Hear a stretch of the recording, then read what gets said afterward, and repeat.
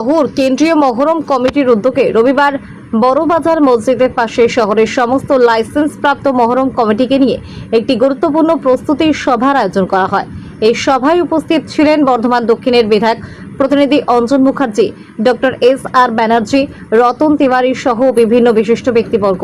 এছাড়া বর্ধমান শহরের 95টি লাইসেন্সধারী মহরম কমিটির প্রতিনিধিরা উপস্থিত ছিলেন। সভায় মূলত আসন্ন মহরম উৎসবকে শান্তিপূর্ণ ও সুশৃঙ্খলভাবে সম্পন্ন করার বিষয়ে বিস্তারিত আলোচনা করা হয়। কেন্দ্রীয় মহরম কমিটির পক্ষ থেকে প্রত্যেক কমিটিকে সম্প্রীতি, শৃঙ্খলা এবং প্রশাসনিক নিয়ম মেনে মহরম পালনের বার্তা দেওয়া হয়। ডিজে বাজানো নিয়েও এদিন আলোচনা করা হয়।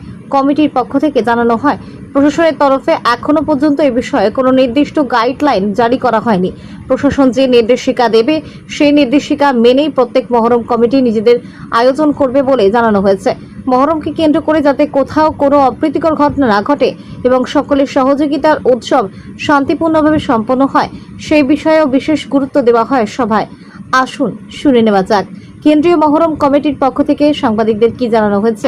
আজ পর্যন্ত মহরমকে কেন্দ্র করে এমন কিছু ঘটনা ঘটেনি যেটা মনে রাখার মতো।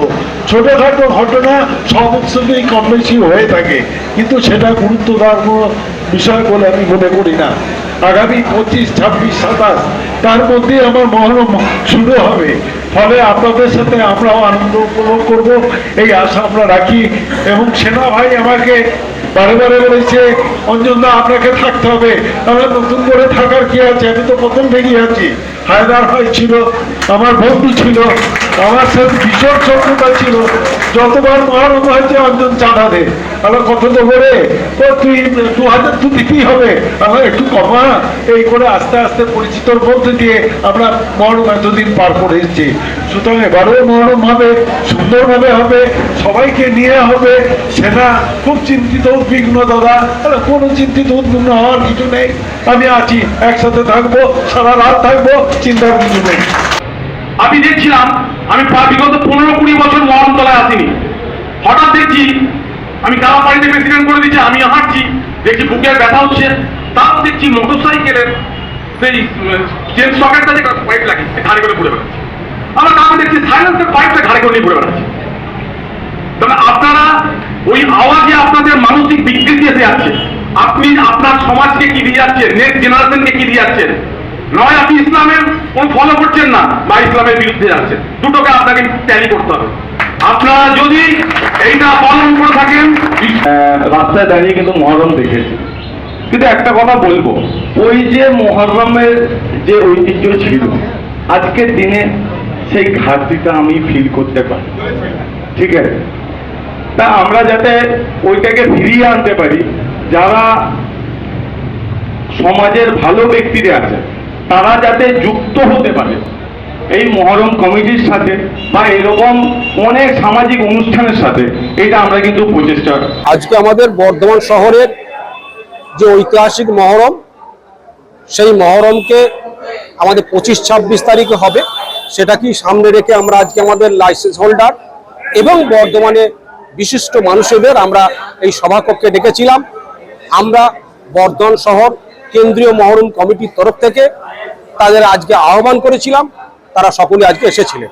25-26 তারিখে যে মহরম হবে, সেই মহরমটা কিভাবে অনুষ্ঠিত হবে সেটার রূপরেখা আমরা এখানে তৈরি করার জন্য বা কিভাবে করতে হবে তা কেন্দ্রীয় মহরম কমিটির তরফ থেকে তাদের ঘরে নিয়মকানুন বিষয়ে অবগত করেছি। এবং বর্ধমান শহরের বিশিষ্ট জনেরা এখানে উপস্থিত ছিলেন। তাদের যে বক্তব্য এবং প্রশাসনের যে বক্তব্য সেটা এখন আমরা জানতে পারিনি। আমাদের বর্ধমান শহর সদর থানার আইসি সাহেব বলেছেন যে কিছুদিনের মধ্যেই সরকার যে নিয়ম বেঁধে দেবে সেই নিয়ম অনুযায়ী আমাদের এবারে মহরম করতে হবে। এটাই মূলত আমরা লাইসেন্স হোল্ডারদের জানাতে এসেছিলাম এবং সেটাতে আমরা পেয়েছিলাম। আজ বর্ধমান শহরে আমাদের বিধায়ক ম্যাডামের প্রতিনিধি ছিল, আমাদের অঞ্জন মুখার্জি ছিলেন, আমাদের ডক্টর এস.আর. ব্যানার্জি ছিলেন। বর্ধমানে এই ধরনের বিশিষ্ট মানুষেরা আমাদের এই সভাতে আজকে উপস্থিত ছিলেন। এবং আপনারা তো সাংবাদিক ভাইরা আছেনই। আমাদের মোট 95 জন গতবারে লাইসেন্স হোল্ডার ছিল, তাদের 95 জনকে আমরা ডেকেছিলাম। তাদের সঙ্গে আরো 2-1 জনকে এসে আমাদের প্রায় 200 জন মতো প্রতিনিধি এখানে ছিল মহরম যারা করবে। এছাড়া বর্ধমানের বিশিষ্ট মানুষেরা এবং আমার সাংবাদিক ভাইরা ছিলেন। আইন শৃঙ্খলা নিয়ে কি জানালেন? আইন শৃঙ্খলা বিষয়ে আমরা এখনো পর্যন্ত লাইসেন্স হোল্ডারদের অবগত করতে পারিনি, কারণ আপনারা তো জানেন যে এখন সরকার বদল হয়েছে, নতুন সরকার। সেই সরকার এখন কিভাবে কি নিয়ম কানুন বেঁধে মহরম করতে দেবে 2026-এ, সেটা এখনো পর্যন্ত প্রশাসনের কাছ থেকে আমরা জানতে পারিনি। আমরা কয়েকদিনের মধ্যে হয়তো আমাদের বর্ধমান সদর থানা আইসি সাহেব আমাদের আশ্বস্ত করেছেন যে সরকার যেভাবে গাইডলাইন ওনাকে দেবেন, সেই গাইডলাইন আমাদের ঘরে উনি প্রশাসনিক মিটিং ডেকে এবং সেখানে লাইসেন্স হোল্ডার এবং আমরা সবাই থাকবো, সেদিন আপনারা জানতে পারবেন যে কি নিয়ম কানুন মেনে চলবে। আর যদি ডিজে বারণ করে, কারণ আমরা দেখি যে সরকার বহু জায়গাতে এই সাউন্ড পলিউশন নিয়ে অনেক কিছু বিধিনিষেধ নিয়ে এসেছেন। আমরা আশা করব সরকার যে নিয়ম বলবেন, ওনারা যদি ডিজে বা অন্যান্য যে নিয়ম কানুনগুলো বেঁধে দেবে সেটা আমরা সম্পূর্ণ মেনে চলব। ডিজে যদি বন্ধ করেন তাহলে আমরাও সেটা সহমত। আমার নাম হচ্ছে শেখ লালটু, আমি বর্ধমান শহর মহরম কমিটির কোষাধ্যক্ষ।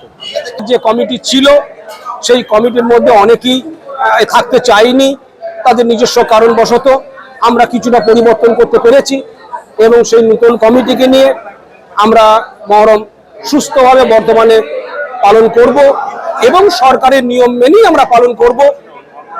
এবং আমরা আপনাদের মাধ্যমে একটা বার্তা আমি বর্ধমান শহরে এবং বর্তমান সরকারকে দিতে চাই।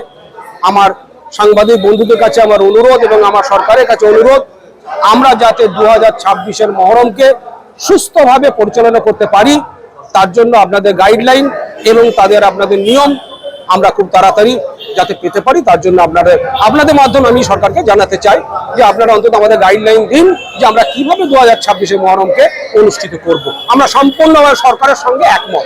এই বছরের নতুনত্ব যেটা এসছে আমাদের কাছে, সমস্যা বলবো না, সমাধান করতে হবে। সেটা হচ্ছে যে আপনারা সবাই অবগত যে আওয়াজের সংক্রান্ত বিষয় নিয়ে একটা সরকারি সিদ্ধান্ত চলছে, যার মধ্যে আমাদের মহরমকে কেন্দ্র করে যেটা ব্যাপক হারে বেড়েছে সেটা হচ্ছে ডিজে বাজানো। এর ঘোর বিরোধী প্রথম থেকেই হচ্ছে বর্ধমান শহর মহরম কমিটি। তারা আবেদন রাখছে লাইসেন্স হোল্ডারের কাছে যাতে করে ডিজেটা না করে এবং প্রশাসনিক সিদ্ধান্তকে স্বাগত জানিয়ে বলছি যে তাদের সাথে সম্পূর্ণভাবে যাতে সহযোগিতা করে, এই আহ্বান হচ্ছে যে কমিটির পক্ষ থেকে আমি রাখছি। দ্বিতীয়ত হচ্ছে যে প্রতিবারের ন্যায় সাম্প্রদায়িক সম্প্রীতি অক্ষুণ্ণ রাখার দায়িত্ব হচ্ছে যে আমাদের যারা মহরম উদযাপন করে তাদের মধ্যে, লাইসেন্স হোল্ডারদের মধ্যে। কারণ সমাগত যে সমস্ত জনগণ হচ্ছে যে মহরমে উৎসাহিত হয়, তারা বিভিন্ন সম্প্রদায়ের, তাদেরকে হচ্ছে যে প্রোটেকশন দেওয়া, তাদের সাথে সহযোগিতা করা। আমাদের যারা মহরম উদযাপন করছি তাদের যেমন বর্তায়, প্রশাসন যেমন যেভাবে সহযোগিতা করছে, প্রশাসনের সাথে সহযোগিতা আমরা যারা উদযাপন করতে চলেছি এই 85টা 90টা লাইসেন্স হোল্ডার তারা, কারণ বিভিন্ন জায়গা থেকে বিভিন্ন গ্রাম থেকে হচ্ছে যে বিসি রোডে আসে, বিশেষ করে হচ্ছে রাত জাগরণ। দেখবেন নানিগঞ্জ মোড়েতে সকাল মানে সন্ধ্যের পর থেকে দেখবেন বিভিন্ন গ্রামে আশপাশে তারা জমায়েত হতে শুরু করে। তারপর হচ্ছে যে ওখানে একটা বড় ডাল হয়, সেটা হচ্ছে জানেন কালো পাড়ি, তাকে কেন্দ্র করে তারা মান্য দেয়, ব্যাপক ভিড় হয়। এই যে বিষয়টা আছে বর্ধমানের ঐতিহ্যপূর্ণ ডাল এবং বর্ধমানের ঐতিহ্যপূর্ণ মহরম যুগ যুগ ধরে চলে আসছে, সেইটাকে যাতে অক্ষুণ্ণ রাখে এবং বিভিন্ন সম্প্রদায় যে এতে পার্টিসিপেট করে তার সাথে সম্পূর্ণভাবে সহযোগিতা রাখার জন্য আমি বিশেষ করে মহোৎসব উদ্যোক্তা, মহরমের যারা উদ্যোক্তা তাদের ওপর বর্তাবে। সমস্ত কিছু তাদের ওপর নির্ভরশীল, এই কারণে যে তাদের ওপর একটা বড় দায়িত্ব সেই দুটো দিন বর্ধমান শহরে। এইটাই তো শান্তির বার্তা, সুশৃঙ্খল ভাবে যাতে বর্ধমান শহরের অতীতে যেমন মহরম উদযাপন হয়েছে সেই উদযাপন যাতে এবছর হয়, সেটা যেমন একটা দিক। আর একটা বড় দিক হচ্ছে ডিজের বিরুদ্ধে আমি বারবার বলছি, সরকারি যে সিদ্ধান্ত হচ্ছে এটা বড় বিষয় না, সিদ্ধান্তটা হচ্ছে যে ডিজে বাজানোটা স্বাস্থ্যের পক্ষে এবং হচ্ছে যে সমাজের পক্ষে কত বড় যে ক্ষতিকারক, সেটা ডিজের সামনে যে দাঁড়ায় সেই বুঝতে পারে যে ডিজে কি হয়। আমি একটা হার্ট পেশেন্ট, আমার সামনে ডিজে মানে বাজা মানে হচ্ছে যে বুক ধড়ফড় করবে, আর যাদের তো ধরুন উইক আছে তাদের কি অবস্থায়, তারপর কেউ কারো কথা শুনতে পারে না। অসভ্যতার মধ্যে যদি একটা অন্য কিছু পড়ে তার মধ্যে এই ডিজে বাজানো। হ্যাঁ, আমার নাম সামিনুর রহিম, ডাক নাম সেনা। আমি হচ্ছে বর্ধমান শহর কেন্দ্রীয় কমিটি হচ্ছে সম্পাদক।